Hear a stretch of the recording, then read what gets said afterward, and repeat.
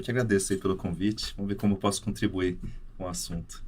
Com certeza. Marcelo, então a ideia desse podcast, desse papo que nós vamos ter hoje, é falar um pouquinho sobre as mudanças no tratamento do glaucoma primário de ângulo aberto.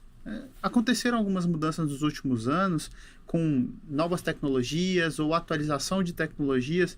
Então, esse aprimoramento de técnicas foi determinante nos últimos anos para que isso mudasse a condução desse tipo de glaucoma. Então, esse é o caso dos procedimentos minimamente invasivos, como a trabeculoplastia seletiva laser, que é o SLT, os diversos tipos de stents lançados no mercado, as goniotomias minimamente invasivas, GAT, KDB, Bang, os MIBs, que são formadores de bolhas, PreserFlow, Zen, e a ciclofotocoagulação micropulsada. Então, a ideia é discutir exatamente qual o momento dessa indicação e expectativa de resultados para o paciente. E para o médico também, que vai indicar não só o glaucomatólogo, porque isso é muito mais do dia a dia do glaucomatólogo, mas até para saber quais são as opções que nós temos para começar a tratar ou para dar prosseguimento ao tratamento desses pacientes. É um assunto bem comprido aí, né? Mas a gente está numa fase boa, eu acho, da questão do tratamento do glaucoma, né? Até alguns pacientes vêm questionando, poxa, mas o que a gente tem de opção, né? É só colírio, né? E a gente fala, não, hoje em dia a gente tem um leque de opções, né? Mas eu acho que nesse leque de opções e com tantas opções assim, surgiu um problema, né? É quando indicar cada uma, né? Ou se até pode ser indicado alguma coisa ou não, né? E o que a gente percebe é que, de uma forma geral, isso começa a gerar dúvidas, né? Até pra gente mesmo. A vantagem é que a gente está vivenciando o surgimento de cada um, então a gente vai entendendo onde cada um pode se inserir, né? Mas cada vez mais o oftalmologista vai ter contato aí com a própria indústria, né? Querendo divulgar o seu produto, né? E daí cada um vai meio que dizer qual o primeiro momento, onde colocar isso no tratamento do glaucoma. Então, a gente começa a rever o nosso algoritmo de tratamento, né? Até mesmo questionar o colírio, onde o colírio se insere no meio dessa confusão toda de opção cirúrgica, né? Então, acho que essa conversa vem num momento muito, muito bom, né? Acho que no primeiro momento é importante a gente falar sobre aonde que esses procedimentos estão indicados. Então, qual tipo de glaucoma esses procedimentos estão indicados e como a gente vai identificar o paciente. E aí depois, num paciente, por exemplo, de diagnóstico recente de glaucoma, se existe o papel desses tratamentos, algum deles são reservados para pacientes diferentes, ou se algum deles vai ser empregado em tipos diferentes de glaucoma ou não. Porque isso faz diferença, né, no nosso dia a dia. Isso. Acho que o primeiro ponto aqui é o seguinte, quando a gente vai falar de cirurgias minimamente invasivas, né, o tal dos MIGs, né, o primeiro ponto, ou mesotrabeculoplastia seletiva laser, a questão toda aqui é entender que eu preciso acessar o ângulo, né, então a gente está falando de procedimentos cirúrgicos, a exceção da ciclofotocoagulação, né, que você vai atuar de forma externa, mas você precisa ver o ângulo e, portanto, você tem que ter uma condição de ângulo aberto, né.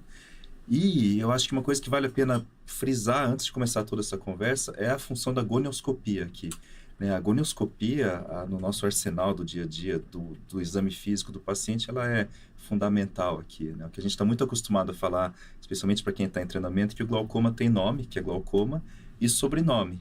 E esse sobrenome é o que vai definir onde se insere o tratamento, mas o sobrenome principal são dois, né? É o ângulo aberto e ângulo fechado. E isso só a gonioscopia é o que vai dizer. E não é a gonioscopia com aquela lente, por exemplo, de 3 espelhos de Goldman, é a gonioscopia dinâmica, com indentação, né, que a gente vai entender ali se realmente o ângulo está aberto ou se está fechado, ele tem um potencial de abrir, né? E a partir daí a gente entender se é viável acessar o seio camerular para tentar algum procedimento desses. Então, lembrar muito que a gente está falando, então, de pacientes com ângulo aberto. Tá? E insistir muito que não adianta também fazer gonioscopia intraoperatória, por exemplo. Fez a cirurgia de catarata, aí falar, então agora eu vou fazer um dispositivo, alguma coisa, né? Porque qual a questão? Durante a cirurgia de catarata, a gente vai colocar viscoelástico na câmara anterior e artificialmente o ângulo vai abrir. Então, de repente, no intraoperatório, sem ter feito isso no consultório, você pode ter a sensação que o ângulo é muito aberto, né? E você vai lá e faz um implante, faz alguma coisa e depois a íris vai lá e obstrui. porque na verdade era um ângulo fechado. Então, isso é uma coisa para se pensar. Óbvio, se você tirou cristalino, o ângulo vai abrir um pouquinho, mas de repente você tem uma inserção mais alta do corpo ciliar fechando o ângulo. Então, tudo isso tem que ser bem planejado, e esse planejamento começa antes de qualquer ato cirúrgico, tá? Então, frisar muito o ângulo aberto é o papel da gonioscopia. Na Né? propedêutica inicial, né, do Exato, paciente isso com é suspeita de fundamental, glaucoma, né? exato. É. E aí, num paciente com glaucoma inicial, como geralmente você aborda? Porque que nós vemos eventualmente o paciente já chega com colírio ou não chega com colírio, ele é encaminhado sem. E a ideia do encaminhamento para o especialista em glaucoma, né?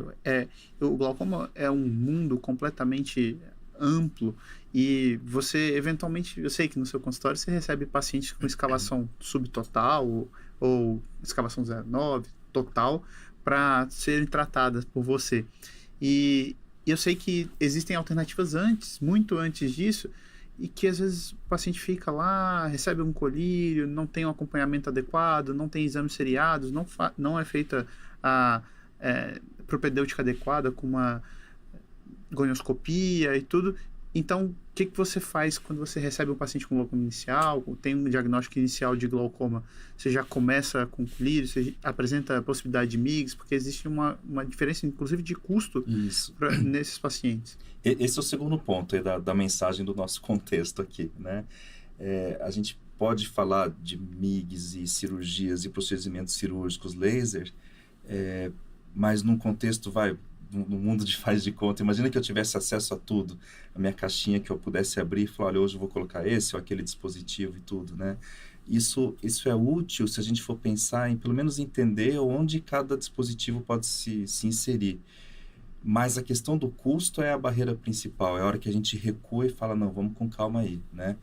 Por quê? Nessa conversa a gente vai entender. É muito tentador a gente fazer uma... Oftalmologista, né? A gente é, essencialmente, nós somos cirurgiões, né? O desafio cirúrgico ele é muito tentador e a gente quer aprender novas técnicas, né? E essa conversa, ela também versa sobre isso, mas a questão toda e o custo, né? Então, o custo é um outro fator aí que uma hora a gente vai ter que lembrar muito bem, né? Que esse pode ser um fator limitante. Então, esse é um outro ponto para a gente... Só para contextualizar onde vai a nossa conversa, né? Então, de novo, no mundo ideal onde eu poderia colocar qualquer dispositivo, né? Mas custo-benefício é o que vai pesar muito aqui, né? Por isso que você já tocou num ponto muito importante, que é a questão do inicial, né? Porque numa fase inicial, se você se propõe a fazer alguma coisa que tem um custo muito elevado, será que vale a pena ou não, né? Será que se justifica ou não?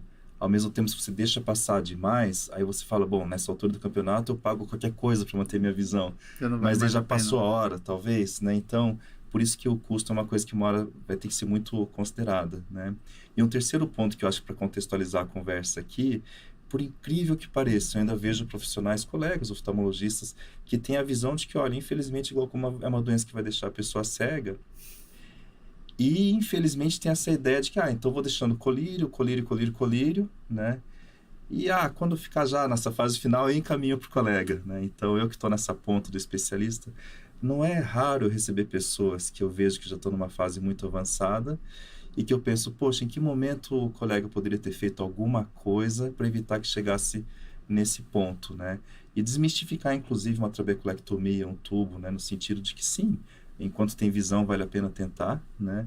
Porque a gente quer preservar a visão e são procedimentos muito efetivos, né?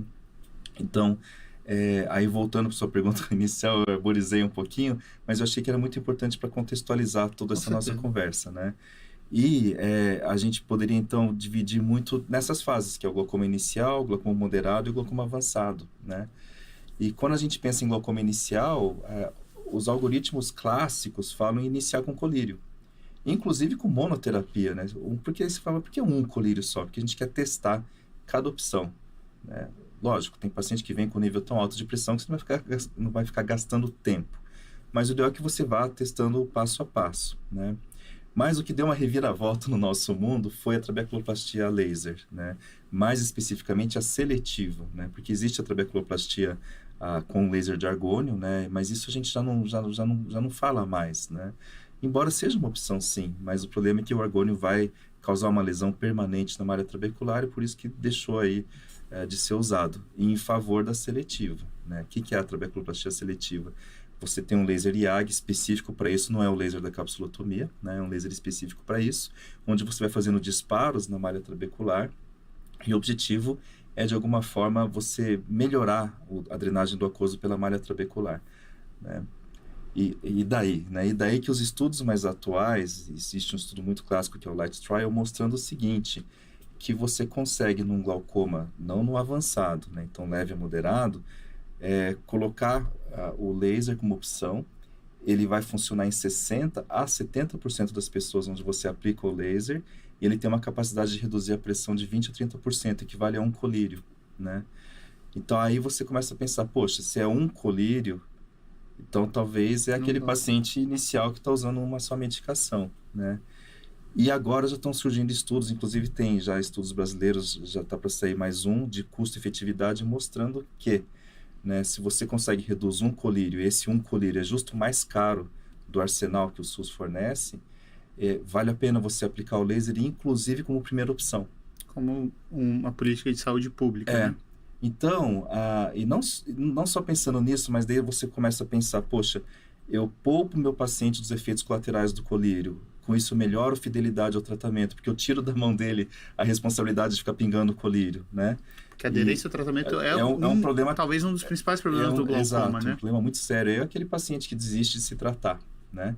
Porque ele não tinha nada. Aí o médico fala, você tem uma doença chamada glaucoma, você precisa pegar esse colírio. Ele não está perdendo a visão. Não está perdendo a visão. Não percebe, né? Aí ele vem com o olho vermelho e fala, doutor, eu não tinha nada, eu só vim fazer meus óculos. Aí você falou para usar esse colírio, e agora meu olho está desse jeito, eu não quero tratar, né? Ou abandona o tratamento. Seria bom até se ele avisasse, né? Mas às vezes ele fala, quer saber? Não estou sentindo nada, não vou usar, né? Então, você fazendo esse laser, você tem uma opção aí, né? De, inclusive, resgatar esse paciente que não seria um bom candidato para se tratar clinicamente, né? E então, pensando nisso, né, e já tem, de novo, tem estudo mostrando, inclusive, menor taxa de progressão do glaucoma se você fizer o laser antes do colírio, né? Ou comparando com o colírio, né, melhor dizendo. Então, tem evidência hoje para você propor o laser como primeira opção de tratamento.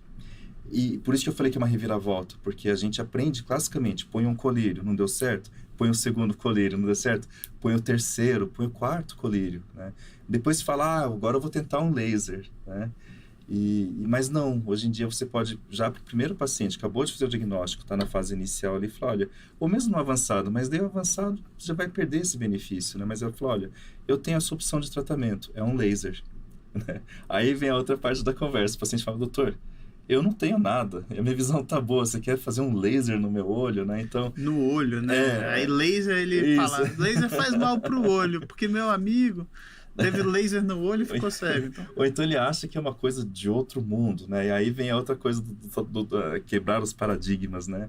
É como que você vai abordar o paciente e explicar, e falar, olha, tem vantagens aqui que eu vou te apresentar, né? Tem a educação do paciente, né? Né? Veja, tem até colega que pode criticar, falando, ele quer ganhar com laser, né? Talvez por não conhecer, inclusive. Exato, né? Mas veja, a gente está propondo até fazer via SUS, né? Então não é questão de ganhar, né? Porque você tem a economia que o paciente vai ter na sequência de não ter que usar aquele colírio todo. Você tem a economia de um paciente que não vai ter uma piora de visão, né? Caso seja aquele paciente que não vai se tratar direito. Né? É aquele paciente que não vai ter que ficar pingando lágrimas artificiais, porque não vai ter aquela questão toda da superfície ocular, né? Mas ainda é muito esquisito para algumas pessoas, inclusive para oftalmologistas, você propor um laser como primeira opção, né? E o paciente acha que ele vai para um centro cirúrgico, que vai tirar o olho, vai fazer aquela coisa, né?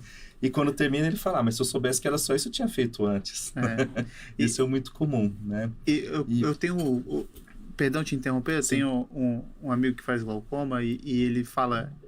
os bons pacientes, muitas vezes, eles chegam já com interesse de fazer laser, porque o colega que não é glaucomatólogo já orientou que vai fazer um encaminhamento para um glaucomatólogo, que faz um procedimento e já brifou o paciente daquilo ali, para que ele chegue sem que tenha aquela misticidade toda, que tem medo e tudo, e depois, como segunda opinião de um outro médico especialista em glaucoma, ele possa ficar um pouco mais tranquilo para esse procedimento inicial, né? Eu acho que o recado aqui é o seguinte, é lembrar que Além do colírio, existe como primeira opção uma opção que é o laser, que é a trabeculoplastia seletiva a laser. Mas não só a primeira opção, é o paciente que está usando já 1 ou 2 colírios e você propõe, olha, em vez de acrescentar um terceiro, vamos associar o laser. E se ele funcionar muito bem, talvez você até consiga descer um passo, fazer um step down, né? Descer um degrau e tirar um dos colírios. Talvez né? Então, o que cause mais desconforto para ele, né? Então, ou se é um idoso, esses dias uma paciente minha falou, olha, eu optei por esse colírio. Eu falei, por quê? Né? E ela deu uma resposta que até para mim, a gente vai aprendendo, né? Porque o frasco é mais fácil de eu pingar. O outro, que é dessa marca que eu comprei, ele é duro e a minha mão não tem mais força para isso. Então, veja, né? Então, mais uma vez, tira do paciente isso, né? Pelo menos um colírio já ajuda muito, né? Então, acho que entender... E quanto vai reduzir a pressão? Então, isso é importante também, né? Em torno de 20% a 30% de redução de pressão em 60% a 70% das pessoas. Problema, tudo vai ter seu problema. Depois de 2 a 3 anos, em média, a pressão tende a subir novamente. E daí você pode fazer mais uma vez, seria esse resgate de reaplicar o laser. E é esperado sim, né, que boa parte dos pacientes, depois de um tempo, já tenha que refazer esse laser. E aí né? é uma outra informação importante, né? Eventualmente, você falar com o paciente que o laser ele pode necessitar, ou provavelmente vai necessitar de uma reaplicação, porque senão isso cria também uma expectativa do paciente de falar para você, eu fiz, durante um tempo funcionou e depois não funcionou Exato. mais. Tudo bem, pode acontecer isso, né? A gente sabe, mas que ele saiba que é necessário, geralmente, um retratamento e um acompanhamento, Exato. porque senão ele pode ficar um pouco decepcionado sem saber isso previamente. E o avisar que vai ter que reaplicar o laser, muito possivelmente depois de 2 a 3 anos, vem outra mensagem. Não é porque fez o laser que está livre e pode sumir. Porque você continua tendo glaucoma. Né? E algumas pessoas, antes disso, podem ter um descontrole de pressão, né? E é uma doença crônica para o resto da vida que tem que ser acompanhada, né? Aí é uma outra conversa um dia para estrutura e função. Quase filosófico. Exato, mas então, aí lembrar que vai ter que ser reaplicado. E depois da terceira aplicação, aí vem a falta de estudos para a gente falar assim, olha, até tantas aplicações funcionam. Né? Então, que em geral eu falo para o paciente, olha, pelo menos 2 o seu olho deve responder bem, a partir da terceira vamos ver mais com calma. Mas então a gente está falando em média de uma redução de 20% a 30%, que equivale a um colírio, em 60% a 70% dos pacientes por 4 a 6 anos. Né? Então, já joguei para frente a necessidade de fazer sei lá, colocar outro colírio. Mesmo que numa hipótese, cirurgia. né, você não tenha, você perca completamente depois de 6 anos, vamos supor, a função, você ainda ficou 6 anos sem pingar o colírio, você protegeu o paciente também por um tempo, né? Não dependendo tanto dele. Ou se era um paciente que já estava usando o colírio, tirou mais um ali, né? Então, eu acho que isso é muito importante. Mas, de novo, lembrar que também não é a salvação da lavoura, né? Então, assim, é uma opção que a gente tem, né? Em geral, aquele paciente já está com 3, 4... Às vezes tem muito colega que pensa assim, bom, nunca usei o laser, né? Então, ele tem medo de indicar, né? Ele fala, eu acho que esse vai. Por quê? Já está quase cego, vai perder a visão, já está com medicação máxima, então vou tentar um laser, né? Mas esse daí, em geral, a gente já imagina que não vai responder, porque a gente está lidando na malha trabecular, e você tem todo o pós-malha trabecular, né? Então, você tem canal coletor. Então, de repente, eu brinco que agora o glaucomatólogo é o encanador, né? Então, eu falo para o paciente, olha, eu vou mexer no seu ralinho, mas, de repente, a tubulação toda já entupiu. E talvez eu tenha que mexer nessa tubulação, né? Então, assim, a gente tem que entender também onde a gente está atuando, né, para entender também as limitações do negócio, para daí ir para o próximo passo, que daí é a nossa conversa, que são os próximos dispositivos aí. E aí, falando exatamente nessa progressão, né, você tem as goniotomias, tem os stents, e aí são os próximos passos de tratamento e também de tratamento de tipos diferentes de intervenção.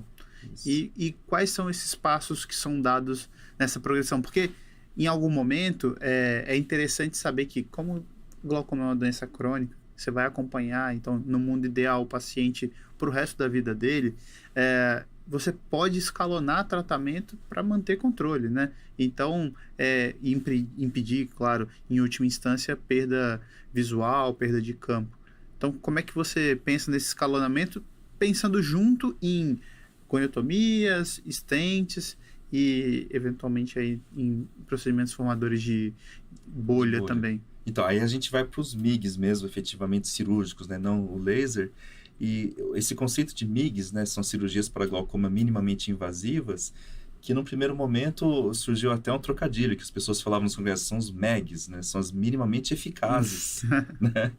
E por quê? Porque, falando bem abertamente, né? A gente está lidando com procedimentos que vão mexer numa malha trabecular, então no primeiro momento, até o negócio amadurecer, a gente não entendia nem onde o negócio iria se inserir, né? E sim, porque alguns têm uma limitação de redução de pressão, que não é aquela maravilha também. Então, é que você fala em cirurgia, você espera um resultado já muito bom. Mas você tem que entender que você tem cirurgia que funciona menos. Não é que ela é minimamente eficaz, ela funciona menos, né? Ou a expectativa então, é menor, ou o resultado esperado é menor, ou a redução menor. E daí talvez o segredo, a resposta para isso seja, então, onde eu vou inserir essa opção? Né? Então, se ela é menos eficaz, tudo bem, então vamos utilizar numa fase mais inicial, em que a eficácia do meu tratamento não precisa ser aquela coisa tão agressiva do paciente já naquela fase final, né? Então, entendendo isso, aí a coisa começa a ter uma aceitação melhor, né? Mas, de novo, com essa ressalva, na minha caixinha, onde eu estou no mundo das maravilhas, onde eu tenho todas as opções, independente de custo, claro, né? E daí entram os MIGs, né? E daí, pensando no ralinho, eu posso fazer um stent para transfixar a minha malha trabecular e jogar o aquoso para dentro do canal de Schlemm, né? E daí vieram, então, o iStent com as suas diferentes versões, e hoje a ideia de colocar 2, 3.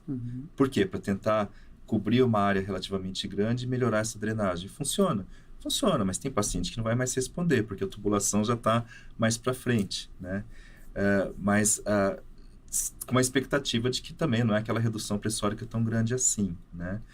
E os estudos de meta-análise hoje mostram que você colocar um stent, sim, tem um potencial para reduzir, mas voltando um passo, você tem uma quantidade enorme de estudos e de relato de série de casos, mas quando você vai peneirar numa meta-análise, sobra muito pouco. E por incrível que pareça, a gente usa muito, mas ainda falta uma evidência para falar assim, olha, evidência no sentido de estudo paralelo mesmo, de stent versus medicação, por exemplo, e não incluindo uma cirurgia de catarata no meio.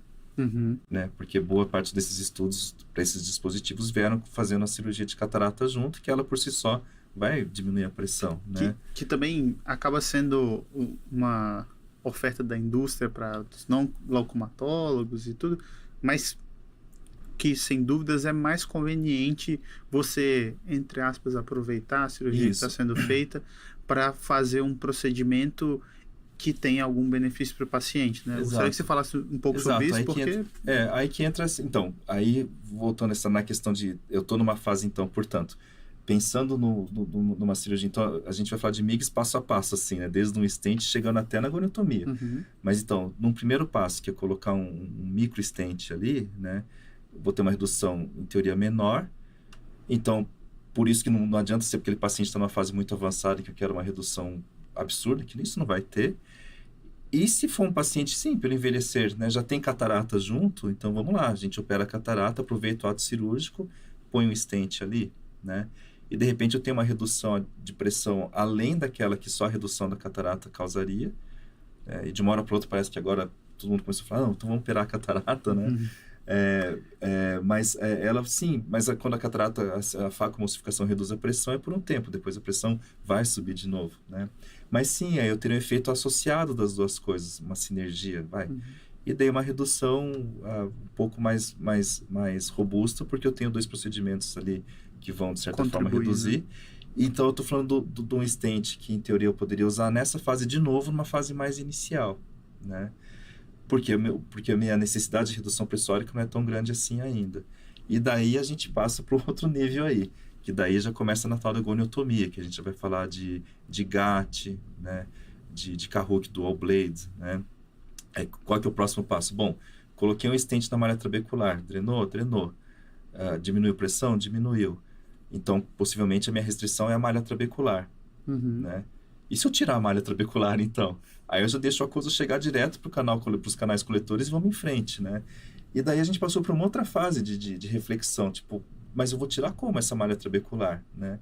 E esse assunto surgiu muito, porque, poxa, no glaucoma infantil, no congênito, a gente já faz a goniotomia, né? Mas com o advento da lâmina, dando nome aos bois, né? Sem conflitos de interesse aqui, do Kahuku Dual Blade, que falou, olha, você vai tirar de uma forma melhor, sem deixar muito debris e franjinhas de malha trabecular, uma lâmina feita para isso, você tira parte dessa malha, facilita a cera do aquoso e reduz a pressão. Aí a gente falou, poxa, bom, né? Mas tem um custo, né? E daí veio aquele passo anterior e falei, mas e se então eu tentar simplesmente, de alguma forma, tirar essa malha trabecular? Como? Fazendo bang, pegando uma agulha de insulina, dobrando a pontinha e fazendo o mesmo movimento do Kahuku Dual Blade, que é simplesmente tirar toda a malha trabecular, né? Ou a gente pensou no primeiro momento, bom, então talvez seja bom tirar 360 graus, vamos tirar tudo. E daí como é que você faz isso? Você canula o canal de Schillen com fio de prolene, dá a volta 360 graus e rasga essa malha, né, que é o GAT, né? E daí hoje a gente já entendendo que talvez não tenha que fazer isso. Vamos com calma, 360 graus acho que é um pouco demais, fazer um pouco menos, 270 graus, 180 graus, né? Mas o conceito é o mesmo, né? De novo, independente do custo, porque obviamente GAT, um fio de prolene, é muito mais barato do que uma lâmina que tem uma patente, que vai ter um custo, né? Mas é mais caro que dobrar uma agulha de insulina, né? Mas o conceito é esse, então vamos já tirar essa malha trabecular. Que são cirurgias que, embora tecnicamente sejam diferentes, elas convergem para o mesmo lugar. O conceito é o mesmo. E quanto reduz de pressão, né? Também, no final, a gente vai ver que parece que sempre chega nesses 20%, 30%, meio que por algum motivo. E esse motivo, eu acho que é o quanto o olho tem capacidade de drenar. Por mais que você consiga jogar o aquoso ali, é a capacidade dele. Por isso que muitas vezes você associa um medicamento que diminui a produção do aquoso, né? Então, veja que no momento também a gente está falando para abolir o tratamento do colírio, né? Mas no mundo ideal, se eu pudesse escolher qualquer um desses dispositivos e fosse partir primeiro para laser ou cirurgia, tem que lembrar que o colírio talvez seja um adjuvante aí para ajudar a reduzir mais, né? Então tá, aí a gente tira a malha trabecular e às vezes ainda falta alguma coisa, porque minha tubulação está entupida, a gente vai para o próximo passo aí, que são as MIBs, né? Que é a minimamente invasiva, mas formadora de bolha. Esse B aí do MIGS é de bleb, né?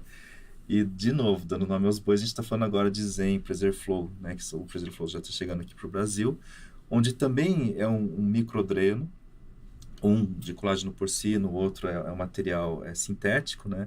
Onde você parece o tubo mesmo convencional, só que micro, né? Microscópico ali. Você vai colocar da câmara anterior para fora e drenar para baixo da conjuntiva. Então, por quê? Porque você já está entendendo que essa região do seio camelular já está comprometida. Só que você ainda não quer fazer uma trabeculectomia, né? Com todas as suas complicações, que na verdade são manejáveis, né? Mas tem todo o problema do pós-operatório.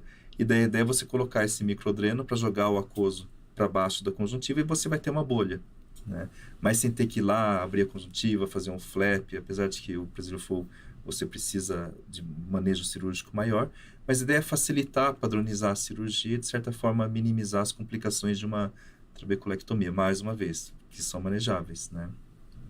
Então, você tem esse próximo passo, só que daí, veja, se eu já vou ser mais agressivo, eu espero algo a mais. Então, agora a gente não está falando só do inicial, a gente já está jogando para o moderado, para o avançado, né? Mas, de novo, opções que a gente tem e que o oftalmologista tem que lembrar que isso existe, né? Para depois chegar numa outra fase. Eu comentei, então vamos colocar um colírio para diminuir a produção do aquoso, então vamos tentar machucar o corpo ciliar para falar, olha, diminui um pouco a produção do aquoso. E daí vem a tua próxima pergunta, né? Que na sua introdução você comentou que é a ciclofotocoagulação, né? Micropulsada, agora talvez como uma forma menos agressiva, né? Isso. Aí a ciclofoto, veja, na minha fase de residência, né? Quando a gente começa a falar no meu tempo, é porque o tempo já está passando muito. No meu tempo, a ciclofotocoagulação era aquela coisa para falar, olha, eu vou destruir o corpo ciliar, é o meu último passo aqui. Quase, né? Matar o olho para ele não morrer sozinho. Então, no meu tempo, a gente fazia isso com crio, né? A gente fazia ciclocrio, né? Ciclocrio, a gente destruía por quê? Porque a gente falava, olha, o paciente não tem mais visão, ele já está cego, esse olho é doloroso, eu não quero fazer uma evisceração, não quero enuclear, né? Não quero, mas eu quero preservar esse olho, então vamos tentar diminuir a produção do aquoso, né? E esse conceito ficou, né? Até que veio a ideia de falar assim, não, dá para a gente fazer um negócio com um pouco de calma aí, né? E tanto é que existe a endociclofoto também, né? Mas isso envolve aparelhos que não estão disponíveis aí, né? Com facilidade, né? Então veio a ideia de falar assim, então vamos usar um laser para, de certa forma, dar uma balançada nesse corpo ciliar, ele diminui a produção, depois de um tempo isso vai regenerar, aumenta a pressão de novo e assim vai. Então vamos fazer micropulsos, né? Pequenos disparos e rápidos, mas não aquele laser para fazer o tal do PLOC, né, que a gente falava, né? Tem que fazer o PLOC. Tem que fazer o PLOC. Liga o laser, potência, queima esse corpo ciliar. Quando você viu o PLOC é porque você queimou, né?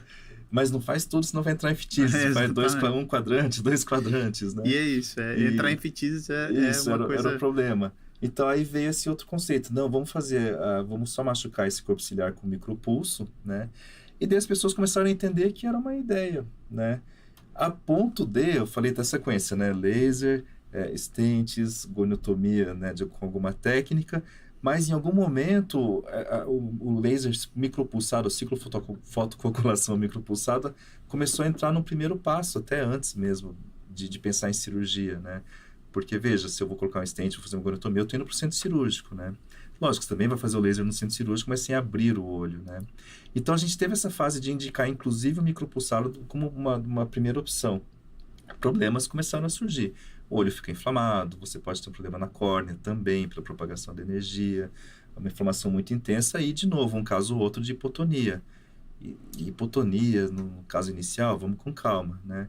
E o que aconteceu é que a gente teve um problema de disponibilidade de sondas específicas para o micropulso e as pessoas meio que perderam um parâmetro que já estava começando a ser sedimentado. Mais estabelecido. E hoje em dia a gente fala mais no slow burn ou slow cook, né? É o cozinhar devagar, ou queimar devagar. O que é isso, né? Você deixa uma potência não tão alta assim, mas por um tempo maior. Você cozinha o corpo ciliar e o conceito é esse mesmo, dá uma machucada no corpo ciliar, né? E agora as pessoas de novo estão tentando padronizar a sua forma de aplicação desse laser, né? Então, cada colega tem aí uma formulazinha, né? Até isso virar um algoritmo certinho mesmo, né? O corpo ciliar está numa posição diferente, nem sempre você acerta, tem olhos de diferentes tamanhos, então não é uma coisa tão simples assim. Só para deixar claro, assim como a gente falou do SLT, né, da trabecoplastia seletiva laser, o aparelho não é o mesmo convencional da ciclofoto. Isso, também não é, exato, né? Tem um aparelho específico, você tem um comprimento de onda específico, né? A sonda específica, né? Mas e por que a gente está falando sobre isso? Porque também é importante que o oftalmologista geral saiba que existe essa opção, né? E a questão toda é onde inserir isso, né? Aí sim, a ciclofoto, ela meio que permeia as diferentes fases do glaucoma. Falando muito a grosso modo, seria aquela situação em que a gente está entendendo que eu preciso fazer mais alguma coisa, eu não quero ainda ir para a cirurgia e abrir o olho desse paciente, e talvez, sei lá, uma inflamação muito intensa. Então, tem alguns casos que são bem clássicos, assim, de um paciente de indicar, que não possa ir para o centro cirúrgico. Um paciente que pode ir para o centro cirúrgico. Não possa ir para o centro cirúrgico, não, porque nós fazemos, né? Mas não, vocês não pode, fazem, perdão. Mas não tem, mas que tem uma limitação. Um risco cirúrgico exato, diferente, né? Porque, inclusive, é um tipo diferente de cirurgia, de anestesia, né? Então, de certa forma, a ciclofotocoagulação a gente está reaprendendo, né? Então, ainda é uma opção que a gente tem. E essa que, inclusive, entre os glaucomatólogos nós conversamos, né? Então, nos nossos grupinhos fechados, a gente fala, olha, estou com um caso assim, você que tem mais experiência, você acha que vai ou não, né? E eu acho que tocar nesse assunto é muito importante, porque existe uma coisa... do médico, talvez, né? De falar assim, eu sou um profissional de saúde, a gente é programado para ao longo de 6 anos e 3 de especialidade, pós-graduação, falar assim, eu vou resolver. Mas a gente também tem que ter a humildade de falar assim, eu tenho limitações. Eu tenho limitações em áreas que eu não atuo, eu tenho limitações na área que eu atuo. Então, se eu, especialista em glaucoma, peço opinião para um colega, por que o oftalmologista geral não pode pedir opinião para um colega, né? E perguntar, onde se insere que eu tenho esse paciente aqui, eu estou usando esse colírio, será que eu estou fazendo o melhor para ele? Né? E acho que essa nossa conversa é ótima por causa disso, né? Então, será que eu já posso fazer um laser? Será que ele já vai operar catarata? Será que vale a pena, então, se ele tiver possibilidade de bancar esse custo, né? Será que vale a pena, então, colocar um stent ou fazer uma goniotomia já intraoperatória, né? Então, isso é muito importante também pensar, né? A ciclofoto, ela ergueu muito essa lebre pra gente, né? Assim, porque realmente é uma fase de reaprendizado. Acho que é importante, né, o oftalmologista geral entender o momento Isso. que existe do glaucoma, em que existem diversas formas de tratamento, e diversas mesmo, né? E elas são muito diferentes entre elas. Tem as particularidades de aparelhos, tem as particularidades de técnica, de complicações, Isso. eventualmente, né? Embora a gente tenha falado sobre todas elas, as complicações, por exemplo, o SLT é um procedimento que praticamente não tem Isso. complicação, mas os outros têm Acho que algumas esse é outro ponto que a gente complicações. ia conversar E, também. Repassar os passos para as isso, complicações agora, né? e o que dá, e acho que talvez seja o que reforce o SLT como medida inicial e de deixar até o oftalmologista geral muito confortável em começar esse manejo do paciente com glaucoma, porque na vida real é praticamente impossível que todos os pacientes com glaucoma sejam atendidos por um glaucomatólogo. Mas os Exato. glaucomas iniciais, eles obrigatoriamente passam no oftalmologista geral, pelo menos na primeira vez e tudo, ou um especialista em outra área, e que ele vai poder direcionar e talvez iniciar um tratamento de uma forma que seja mais confortável para o paciente, seja confortável para ele, e que o paciente se sinta acolhido Isso. de acordo com o que existe de evidência, né? Para que não seja um tratamento de pinga um colírio, vamos ver, ou tá bom, é difícil, né? O paciente de glaucoma é um paciente difícil. Exato. Eu costumo, assim, a analogia que eu faço para paciente de glaucoma, minha mãe é endócrina. Os pacientes com diabetes são pacientes difíceis também, a gente tem, né, na retina, a gente lida com eles diariamente, são pacientes difíceis, mas o glaucoma, ele é mais difícil ainda, porque o paciente é assintomático quando ele chega, quando tem diagnóstico e até ter uma perda final. E a ideia é que ele consiga chegar e fazer os steps antes disso. Aí, perdão, voltando Isso. nas complicações, É isso aí. para falar um pouquinho delas e aí vai permear exatamente também as indicações, não é isso? Isso, porque aí no final eu fui dando, pelo menos imagino que eu fui meio que dando passo a passo, Não, assim, foi perfeito. que o negócio vai num crescente, né? Uhum. Só que agora a gente vai recuar, né? O primeiro recuo aqui é custo, né? Porque, não, acho que antes a gente tem que falar uma coisa um pouquinho mais pra frente, da trabeculectomia, na verdade. Porque, eventualmente, porque a gente fica falando de várias opções, mas tem a trabeculectomia aí, né? Não perder o seu papel, claro. Isso, e né? aí, quando ela está indicada Isso, com exato, certeza, porque- quando você não pode fazer os outros e eventualmente Porque o isso. clássico da trabeculectomia é isso, né? Que em algum momento você vai chegar na fistulizante e ela tem suas complicações, né? Qual que é o seu problema, né? Você vai abrir o olho do paciente, você vai fazer uma abertura ali que não é pequena, né? Então você pode ter hipotonia, pode ter um descolamento de coroide, pode ter Que vai uma ficar colopatia aberto hipotônica, para sempre, né? endoftalmite, alguma coisa assim. E a gente olha e realmente tem isso no radar? Tem. A chance de acontecer, ela é grande? Ela existe, mas não é uma coisa tão alta assim também, né? E de uma hora para outra, e falando muito abertamente, a gente começou a ver estudo comparativo de novas técnicas cirúrgicas com algum dispositivo versus trabeculectomia, em que o dispositivo saiu muito melhor, mas infelizmente o grupo trabeculectomia não sabia operar, porque as complicações foram muito mais altas do que se realmente vê a no gente dia a vê. dia, né? Obviamente favorecendo o braço do que queria se propor como opção, né? Então, tem que tomar muito cuidado com isso. E a trabeculectomia, ela funciona muito bem. E por que eu estou falando isso? Porque quando eu falo de custo, quando eu penso em colocar um stent via SUS, eu tenho que pensar quanto vai custar esse stent para o SUS e quantas trabeculectomias eu poderia fazer com esse custo, né? E eu acho que essa é a pior das complicações, que é não saber fazer uma gestão financeira do negócio, não no sentido de financeiro de ganho do profissional, mas de população, né? Mas o convênio cobre. Alguém vai pagar essa conta, né? O convênio está pagando esse dispositivo, tudo bem, mas ele está diminuindo o seu honorário, ele está privando o paciente de fazer um exame, né? Ele está se negando a fazer alguma coisa. Então, acho que essa é uma complicação séria, que é a consequência que você vai ter se você pensar em população.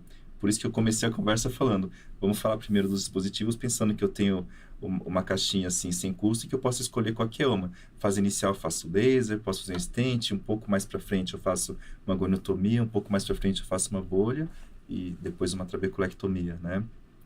Então, esse é o primeiro ponto. E o outro são as complicações inerentes, né? Mesmo a trabeculoplastia laser que eu comentei, ela tem um problema, né? Ela pode ter um descontrole pressórico, sim. e ela pode dar um pico hipertensivo. Por isso Transitório, mesmo que a gente geralmente, também né? evita a trabecoplastia numa fase muito avançada. Escavação total, campo tubular, de repente um pico pressórico que você não consegue Faz controlar um ou demora, washout. vai fazer mal para ele, né? Demora para resolver. Então o paciente também tem que ser alertado, olha, eu vou fazer, mas eu preciso já ver sua pressão, 1, 2 semanas, para ver se você não tem um pico pressórico aí. E, de repente, você pode ter um pico tão intenso que a gente vai antecipar uma cirurgia. Poderia. Que no inicial é É menos que a comum, chance é né? muito, muito, muito, muito pequena, mas assim como todo procedimento está sujeito. Mas tão pequeno que a gente sim pensa que vale a pena propor como primeira opção de tratamento. Quando a gente começa a falar de cirurgias, aí sim, embora minimamente invasivas, elas são invasivas, né? Eu acho que a primeira coisa que é treinamento. Não é simples fazer, não é tão fácil quanto parece, né? E hoje em dia a gente vê estrelas assim de mídia social fazendo cirurgia e mostrando que é uma coisa bonita, né? E realmente, né? A que ponto a gente chegou, né? Conseguir colocar um implante na malha trabecular, né? A gente chegou lá, né? E a gente se gaba, fala, eu nem tremo tanto assim, minha mão tá firme para fazer isso, né? Por isso que eu comecei a conversa brincando, nós somos cirurgiões e os desafios cirúrgicos, eles são atrativos pra gente, né? Mas o treinamento envolve talvez algumas complicações aí. Não colocar o dispositivo no lugar certo, sangramento, especialmente em goniotomia, né? Sangra. E esse sangue pode demorar para melhorar. Esse sangue pode levar a um aumento de pressão que vai demorar para resolver. E se for um paciente numa fase muito avançada, esse aumento de pressão com aquele sangue ali vai ser um problema para você, a ponto de talvez voltar para o centro cirúrgico para lavar aquela câmara, para tirar aquele sangue do ângulo e melhorar, né, o paciente. Então, esse é um problema. E você pode ter outras, né? Por exemplo, uma goniotomia com GAT, se você não sabe colocar o fio direito, um falso trajeto, um descolamento de coroide. Então, isso pode acontecer também. No caso das MIBs, né, que são os implantes para fazer bolha, já tem relato de endoftalmite, porque você tem uma pontinha de um dispositivo que, se não tiver bolha, vai ficar lá cutucando a conjuntiva, pode erodir e fazer uma endoftalmite. Pode. Né? Então, esse é um outro momento que a gente está passando também de entender complicações não só intraoperatórias, mas o que vem pela frente, né? E por isso que algumas pessoas ainda falam, por isso que eu prefiro a trabeculectomia, eu faço em 20, 30 minutos e sei manejar as complicações. Sim, porque Sim, depende né? do que a pessoa está habituada a fazer, exato. né? Mas, mais uma vez, a má prática aqui é não saber que existem opções, eu acho, né? É deixar o paciente usando 4 colírios, medicação máxima e está piorando, e o colega não fala, olha, tá na hora de abrir mão disso, vamos pensar numa outra opção. Talvez devesse ter pensado nisso antes, né? E para não deixar chegar nessa existe fase, uma coisa né? antiga na medicina que é falar o que você faria no seu pai, na sua mãe, Exato, né? né? Que é o melhor tratamento possível, a coisa mais confortável que você possa proporcionar, né? No estado e talvez a gente tenha que pensar, repensar o glaucoma, né? Inicialmente, como se aprendeu há muitos anos atrás, de fazer algumas outras coisas para que deixe o paciente mais confortável, porque por mais estranho que pareça, daqui a 6 anos, se esse tratamento não for efetivo e você tiver que fazer outro, talvez tudo bem. Talvez o paciente morra antes. Ele morreu sem pingar colírio. Mesma coisa aquele paciente que você operou a catarata, e ele ficou 6 meses enxergando, e ele foi super grato, porque naqueles 6 meses ele voltou a enxergar. Então, isso é uma das coisas que chama a atenção pra gente, de manter um tratamento da melhor forma possível, né, para o paciente, e tentar entregar o melhor que possa para ele. O que eu gosto muito de fazer uma analogia hoje com glaucoma e as opções terapêuticas com a catarata, né, facomulsificação. Hoje em dia você tem várias lentes, né? Como ficou bom, né? Assim, um paciente que você põe uma trifocal, né? E ele fica sem óculos ou diminui muito a dependência, e se vê a felicidade dele, porque além dele enxergar mal, você conseguiu resolver a questão refrativa dele, né? E isso enche o nosso ego, a gente se sente bem, né? Não é todo mundo que pode usar essa lente, por conta de custo, talvez, né? O paciente não tem acesso e não consegue, infelizmente para ele, mas tudo bem, tem uma lente, uma monofocal muito boa que dá para ser usada, né? E você pode corrigir o astigmatismo, e você pode corrigir isso e aquilo, e você abre um leque para o paciente. E às vezes não tem indicação, os pacientes Exato, têm glaucoma, né? Exato, né? Mas assim, a analogia que eu digo assim, você tem uma série de opções que você pode oferecer para o paciente, e hoje em dia eu penso, eu raspei nessa questão de má prática, né? É má prática você indicar quando não tem indicação, mas também é má prática você não oferecer sabendo que tem essa opção, né? E o paciente fica privado porque você não orientou, né? Então eu fico pensando muito no glaucoma, né? E do paciente que chega lá e você fica pensando, poxa, ele operou catarata um tempo aqui, né? Aliás, isso é muito comum, né? Um desabafo aqui, né? O colega encaminha, mas a catarata já está feita, né?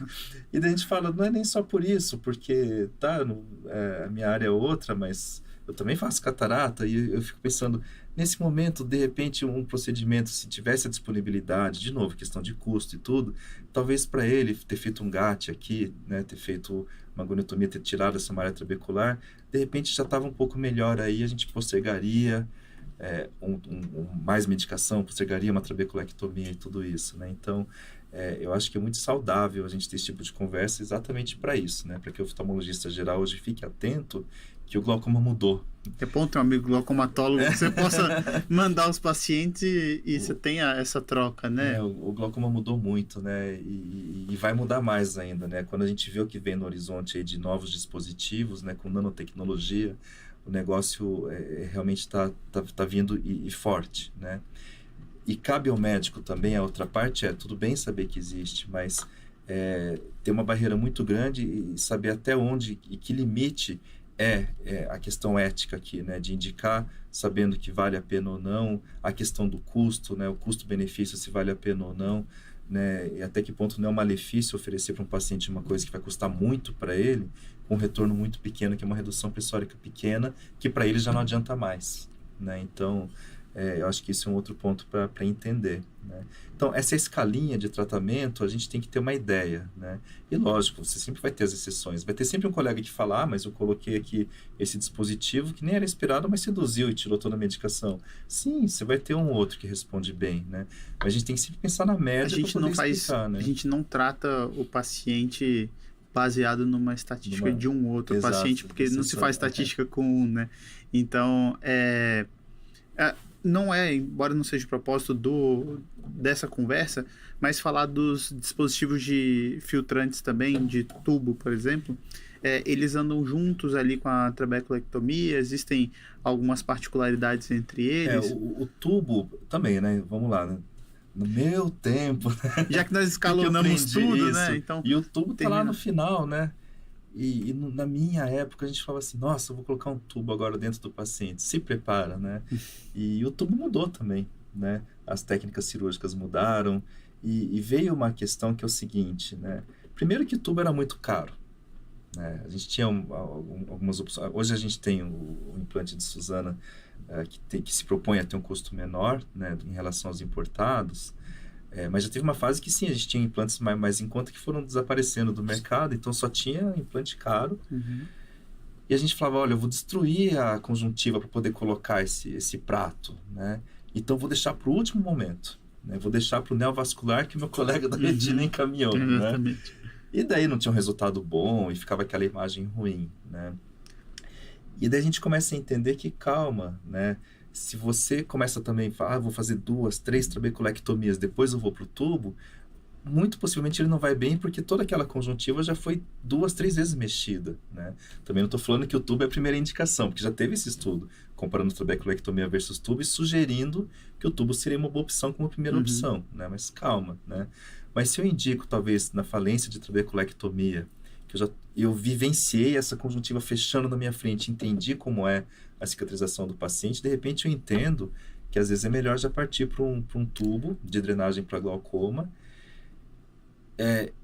em detrimento de uma segunda trabeculectomia aí. E tem a particularidade da experiência que você tem, né? Porque isso que você falou de eu tô vendo que tá fechando a conjuntiva, né? Isso. Você tem que perceber, ter esse feeling da hora de fazer, né? Isso. Porque não é uma coisa tão linear como talvez a gente gostaria que fosse, né? Exato, né? E daí a gente começa a entender esse papel do tubo que talvez não seja também aquela lá no finalzão também, né?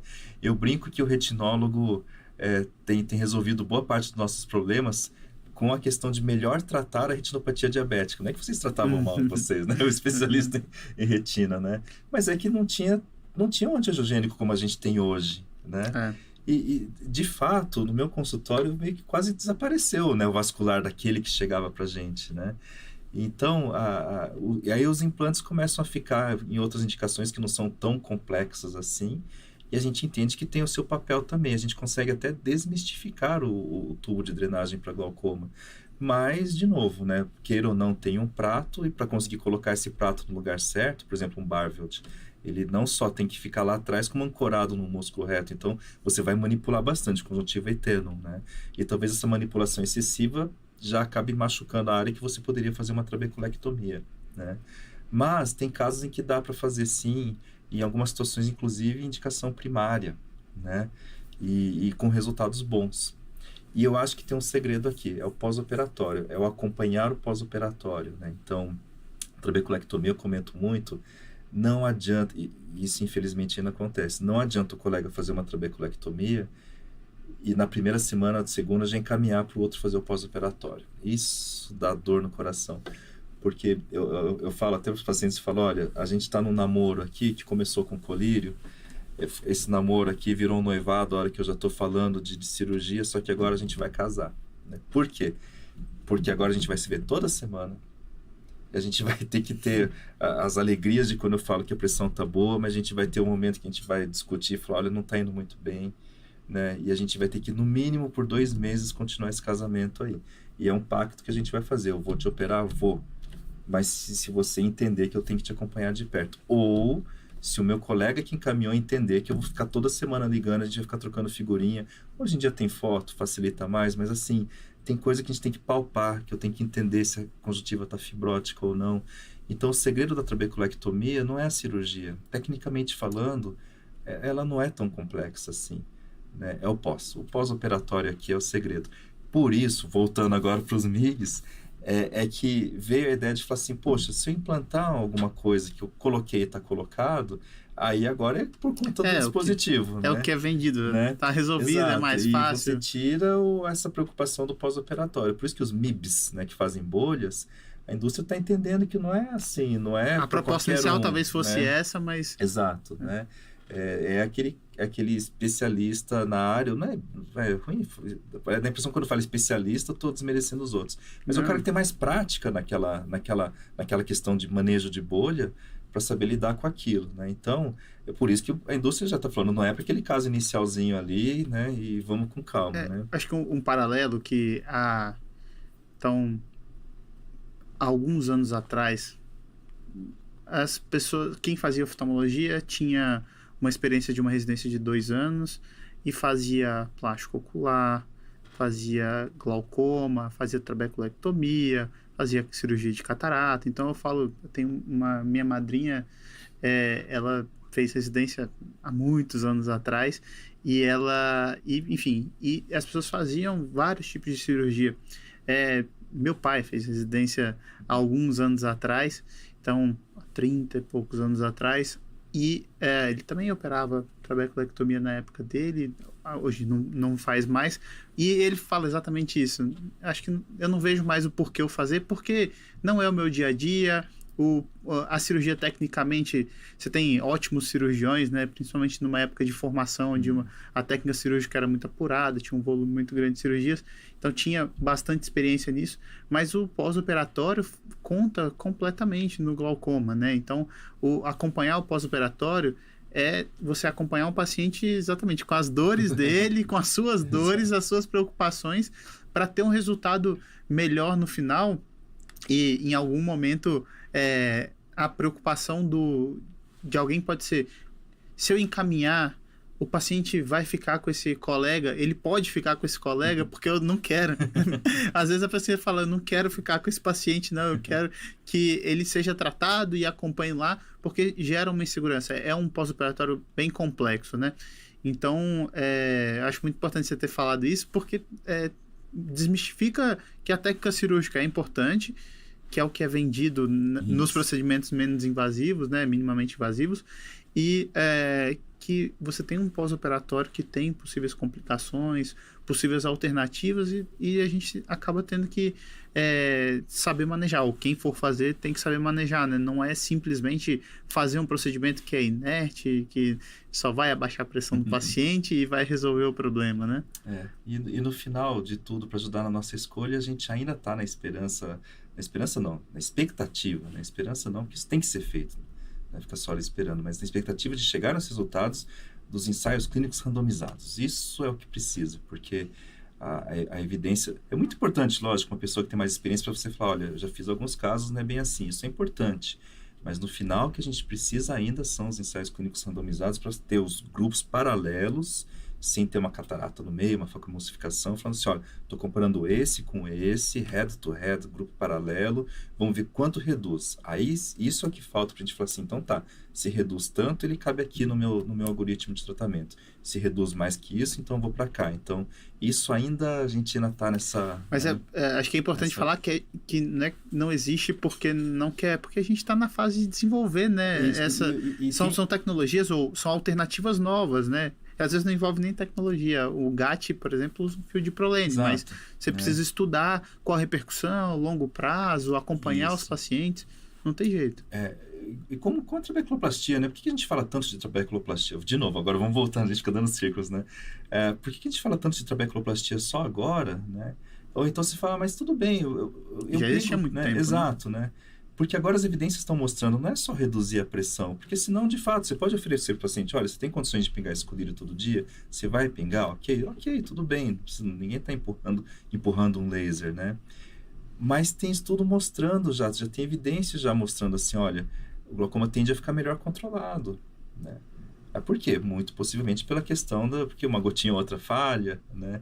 A fidelização ao tratamento ela é muito importante, né? Então, principalmente os efeitos colaterais do colírio, né? Que são... A gente fala muito de fidelidade ao tratamento, mas você desmembra, na verdade, né? A fidelidade ao tratamento, arborizando um pouquinho, né?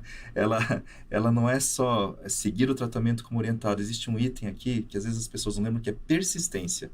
Também faz parte do conceito de fidelidade, né? O que é isso? Olha, você tem uma doença. Sério, doutor? Sério. E se não tratar, o negócio pode evoluir, você chega até a perder visão, porque o glaucoma é a principal causa de cegueira. Ele fala, me dá o colírio agora, né? Deu um mês, ele fala, cara, eu tô bem, né? E o colírio acabou hoje, segunda-feira eu compro. O paciente faz isso com diabetes, com hipertensão, né? Não vai fazer com glaucoma. Pois é, então a persistência ao tratamento é uma outra coisa, é continuar o tratamento, né? Isso tem um abandono relativamente grande. Mas até aí tem estudo de persistência em pessoas transplantadas, em HIV positivo, como é que pode, né? Um transplantado deixando de se tratar ao longo do tempo, porque faz parte da natureza humana, né? Sempre vai ser um desafio. Exato, eu acho que né? Se você puder minimizar... E daí por isso que de novo a gente cai nessa história. Poxa, então tudo bem, fiz um laser, e se agora eu colocar um dispositivo, reduzir a pressão e ganhar mais tempo?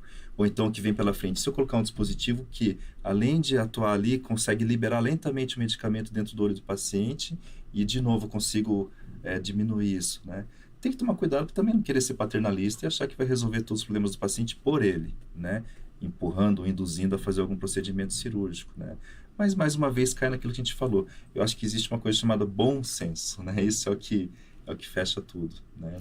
E assim, a relação médico-paciente fica mais importante ainda em todos os aspectos, né? Acho que todas as doenças que a gente trata, desde o glaucoma até as doenças de retina, os pacientes que precisam de operar o estrapismo, enfim, você tem que conseguir ter uma comunicação clara e que o paciente tenha relação com você a ponto dele confiar em você e dele entender.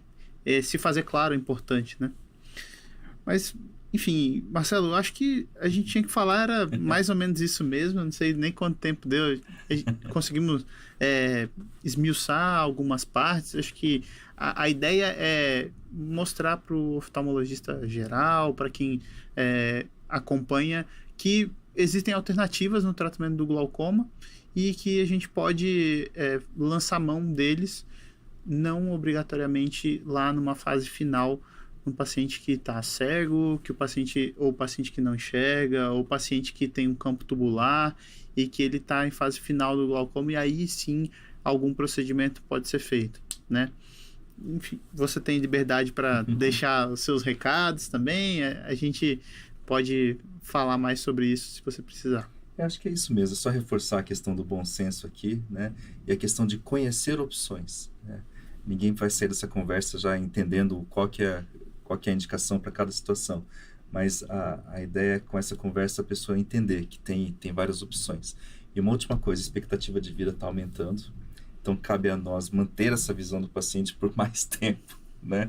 A gente brinca que o critério expectativa de vida está lá no algoritmo de tratamento, porque, de repente, tem que ser mais agressivo ou menos agressivo no tratamento, mas sim, a expectativa de vida está aumentando. Então, quando a gente pensa em usar essas opções de tratamento, é justamente por isso.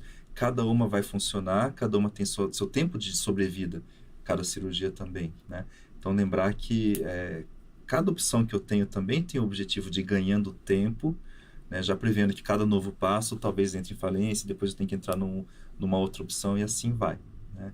Então, conhecer isso vai ser muito importante, para E o não deixar paciente não passar. fica cego Exato, em 6 meses, né? É isso aí, Ele vai ficar né? cego ao longo dos anos, muitos Exato. anos, né? E o que você puder fazer para permear isso é importante principalmente para quem não é glaucomatólogo, né? Isso aí. Que recebe os pacientes. E sempre lembrar que o colírio ainda está aí, né? Então, a gente tem colírios que vão de R$ 5, colírios que vão de cento e poucos reais por mês. Isso pesa? Pesa. Mas o governo entendeu isso e tem a política de distribuição de medicação de alto custo, né? Inclusive, para o de R$ 5 ele também é distribuído, né? Com certeza. Então, também sempre lembrar, Brasil, população, né? Então, também a gente tem que entender a nossa função enquanto gestores, né? Desde o nosso consultório até quem atua no SUS, de entender que, de novo, é tentador fazer uma cirurgia? É. Mas quanto isso vai me custar e quantos pacientes eu posso comprometer por causa de que, tudo bem, resolvi aquele mas de repente eu privei outros 10 de fazer alguma outra coisa, né? Então, isso também a gente tem que saber pesar muito, é uma responsabilidade muito grande, tá?